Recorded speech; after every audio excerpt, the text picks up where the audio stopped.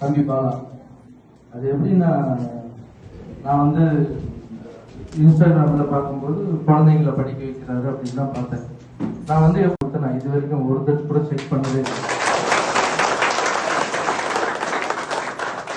அந்த ஸ்டேஜில் நான் 10 லட்ச ரூபா கொடுத்ததுக்கு நீ யாருக்கு கொடுத்த, எங்க போய் பண்ண, எதுவுமே கேட்கல. ஏன்னா கண்ணு முன்னாடி தெரியுது அவன் பண்றது எல்லாமே. ஸோ இந்த வயசுல வந்து இந்த மாதிரி பசங்களை என்கரேஜ் பண்ண வேண்டியது நம்மளுடைய கடமை. ஏன்னா இந்த மாதிரி ஆளுங்க இன்னும் 100 பேர் வளரணும். இப்போ பாலா நல்லா இருந்தா பாலா மூலியமா எத்தனையோ பசங்க வளருவாங்க.